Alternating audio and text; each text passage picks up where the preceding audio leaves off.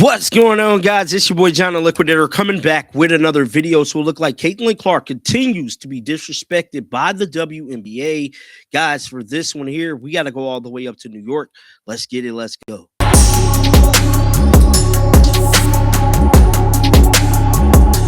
So we know ever since Caitlin Clark arrived in the WNBA, it has not been the big welcoming party everybody thought she was going to get. Man, we've been seeing players assault Caitlin Clark. We done seen coaches talk down about Caitlin Clark. Hell, we didn't even see the commissioner and WNBA referees ignore all of the conduct that Caitlin Clark endures. But one thing I can tell you, it is not stopping the young athlete for wanting to be great for her fans and change the game on women's basketball. Now, that's something Caitlin Clark has been able to do since she has arrived in 2024. She changed the landscape of women's sports, but more importantly, she changed the landscape of the WNBA. Hence that they got this $2.4 billion media rights deal, hence all of the major viewership that's went up. You would think for all of that, she would have got a load of appreciation. And I'm just here to tell you that has not been the case. So the WBPA is currently undergoing negotiations, and they made a post that caused headlines as of yesterday.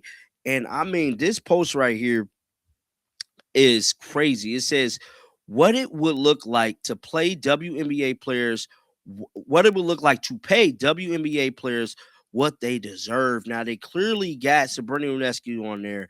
And then they captioned the post with attendance broke records. Franchises are ballooning in value. The product on the court has never been better. Yet the women driving all of this growth, they're still waiting for this salary to catch up.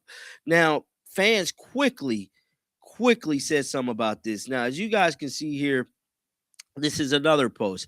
It says that the 2025 WNBA season has set records for attendance in both in total and per game. Even before the playoffs, more than 3 million fans has flocked to see stars like Asia Wilson of the Las Vegas Aces, Alyssa Thomas of the Phoenix Mercury, and many more. Measures it's been the most successful season in the league history, but the players aren't fully sharing in that success. They got another post. Where's the players' cut? Players still get a tiny cut of the WNBA's revenue, even as the growth of the league has significantly grown. So this is a little chart here, but is you guys seeing a trend in these posts? Because I'm definitely seeing a trend in these posts. Where the hell Caitlin Clark at? So far, we're like 4 slides in, and I'm not seeing Caitlin. Goes on to say big moves in the Bay.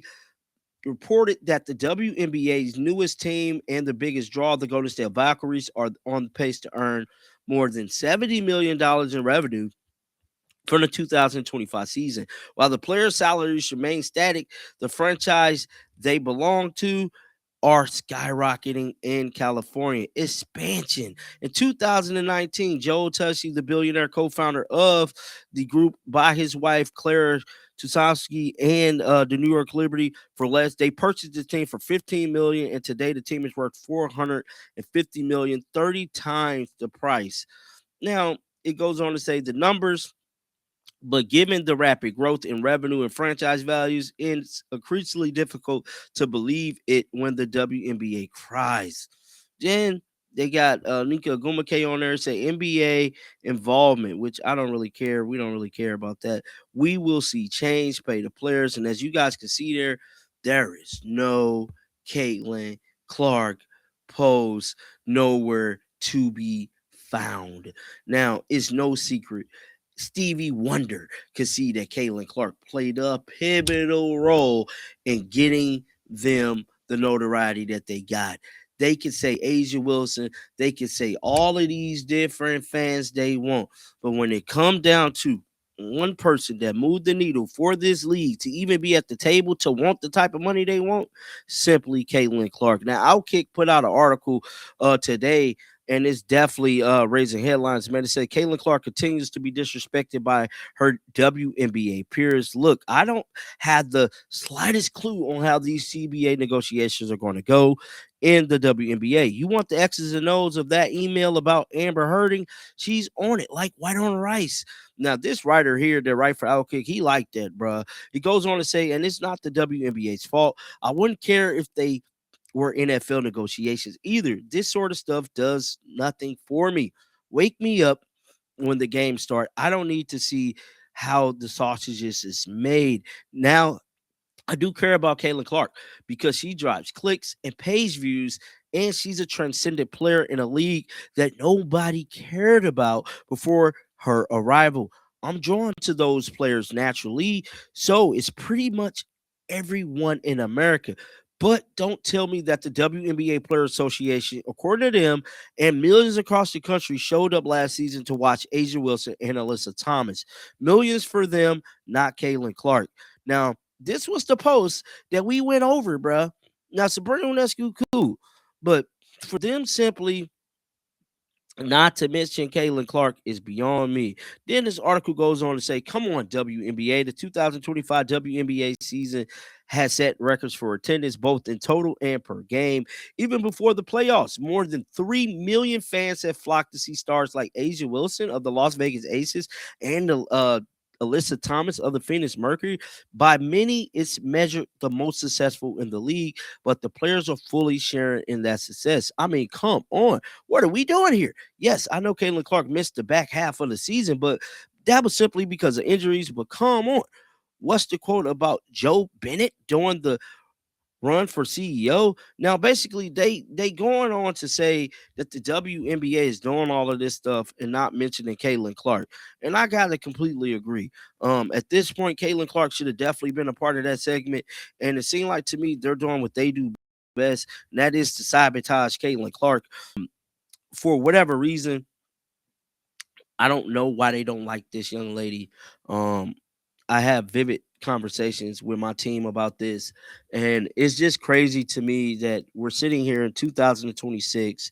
Caitlin is coming up on her junior year, I should say, in the WNBA, and we're still dealing with this notion that she's unimportant, that she did not drive any viewership up. Listen to this. He goes on to say, Caitlin Clark came into the league 2 years ago and completely revolutionized it. I've covered sports for decades. Never once had I mean once did we talk about the WNBA until Caitlin Clark entered the league. Not once, not even a little bit. Now, I'm here to tell you, I've been covering sports for the last 4 years. I didn't talk about the WNBA, bro, until Caitlin Clark came. Now, I was following her at Iowa, but I never made any WNBA videos prior to Caitlin Clark there. And I'm pretty sure I'm not the only content creator that can say that. There's a lot of guys that can say they was not covering the WNBA at all until Caitlin Clark got there. We all could agree on that. Then it went on to say she shattered attendance records every night in 2024. Road games, home games, didn't matter. The data showed that the games with Caitlin Clark on the floor averaged 15,000 fans. That number was 105% higher than games without her. 105%, bro. These are numbers that we cannot mess up. The WNBA Player Association somehow managed to pump out multiple posts in that above Instagram thread about rising attendance figures, growing popularity around the game, and they didn't even mention Caitlin Clark's name, let alone show a picture of the young lady. And you wonder why. You wonder why fans are tired of the WNBA. You wonder why Unrivaled numbers is down. The viewership numbers are probably going to be down for the WNBA this year. It is scary. Rebecca Lobo talked about it the other day, but I want to know y'all thoughts down in the comment section right now. Make sure you guys keep them bells on. I will be back with more content. And until next time, man, shake the haters off. I'm out of here, bro. Peace out.